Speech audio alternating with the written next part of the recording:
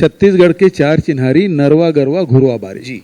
एला बचाना है संगवारी। हाँ, अब नरवा हो गया छोटी रिवर्स, रिवुलेट्स जिन्हें कहते हैं, गरवा हो गया कैटल, गुरवा हो गया काउ डंग, और बाड़ी हो गया आपका किचन गार्डन, वो घर के पीछे का जो आंगन है। ये आपका एक फोकस एरिया रहा था। अब 5 साल पूरे होने को हैं। मैं ये जानना चाहता हूं कि आज से 5 साल पहले भूपेश बघेल ने ये जो एक नारा दिया और इस पर काम करना शुरू किया, एक एक करके अगर आप हमको ये बता सकें कि पिछले 5 साल में इन चीजों पर कहां पाते हैं आप अपने आप को और आपकी सरकार। देखिए, जो वर्तमान जो समय के जो सवाल हैं उसका उत्तर इसमें निहित है।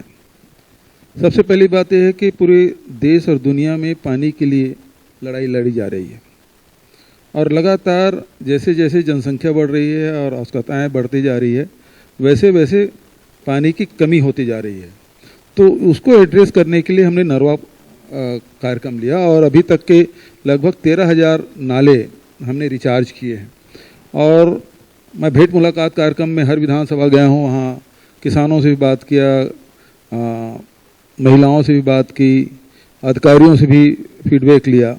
और ये है कि इन नालों की जहाँ जहाँ हम लोगों ने ये नरवा प्रोजेक्ट लिया है, उसमें 7 सेंटीमीटर से लेके 70 सेंटीमीटर तक के वाटर रिचार्जिंग हुआ है। और उसके कारण से जो नालों के किनारे जंगलों में आप देखेंगे तो वहाँ हरियाली बढ़ी है, वहाँ पेड़ पौधे के साथ साथ फिर जो वन्य पशु हैं उसमें वृद्धि हुई है।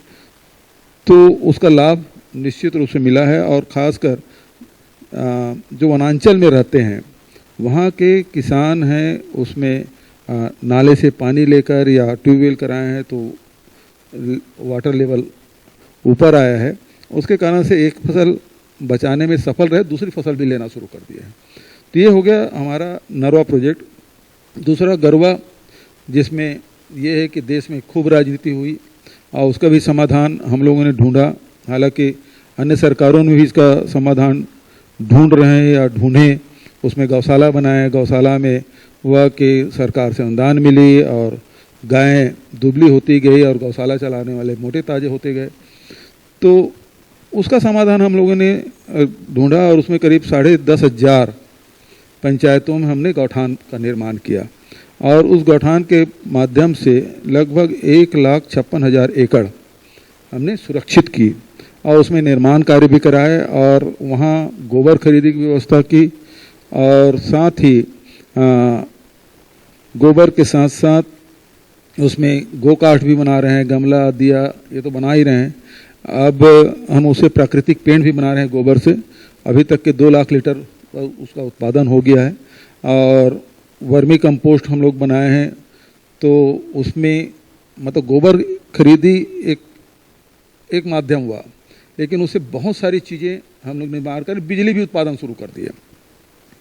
उससे फ़ायदा ये हुआ कि जो मवेशी जो खुले में घूमते थे उसमें बेशक कमी आई है। ये नहीं कह रहा हूँ मैं कि पूरा समाप्त हो गया है, आपको सड़कों के जानवर नहीं दिखेगा ऐसा मैं दावा नहीं करता, मिलेंगे, लेकिन उसमें संख्या में बहुत कमी आई है।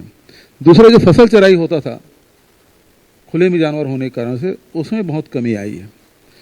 तो एक फ़ायदा किसानों को हो गया, दूसरा एक्सीडेंट का हो गया, तीसरा ये है कि उससे करीब 2 लाख महिलाएं जो गौठान में काम कर रही हैं, तो गौठान में केवल वर्मी कंपोस्ट और गोबर वगैरह मतलब प्राकृतिक पेंट नहीं बना रहे हैं, बल्कि उससे और दूसरे एक्टिविटीज़ भी हमने शुरू किया। जैसे मुर्गी पालन शुरू किए, कई जगह सुअर पालन भी कर रहे हैं, कई जगह गाय पालन कर रहे हैं, और उसके बाद मछली पालन कर रहे हैं। तो बहुत सारी एक्टिविटीज़ उस गौठान में हम लोगों ने शुरुआत की। तो 2 लाख महिलाओं को उससे रोजगार मिला है। तीसरी बात जो है, ये जो गोबर खरीदने से फ़ायदा ये हुआ कि सड़कों पे जो गोबर दिखाई पड़ता था अब वो दिखाई नहीं पड़ता, क्योंकि उसे 2 रुपये किलो में खरीद रहे हैं, वो कीमती हो गया है। मतलब पहले ये होता था गुड़ गोबर हो गया, अब मामला दूसरा हो गया है।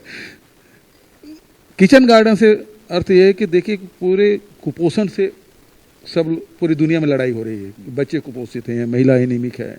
तो किचन गार्डन की तरफ हम लोगों ने उसे बढ़ावा दिया, करीब 2 लाख किचन गार्डन हम लोगों ने बनाए। तो हरी सब्जियां मिलने लगा, तो निश्चित रूप से हमारे जो इसमें कुपोषण में भी कमी आई है। तो ये जो आज के समय के जो सवाल हैं उसका समाधान ये नरवा गरवा घुरवा बाड़ी के रूप में हम लोगों ने लेकिन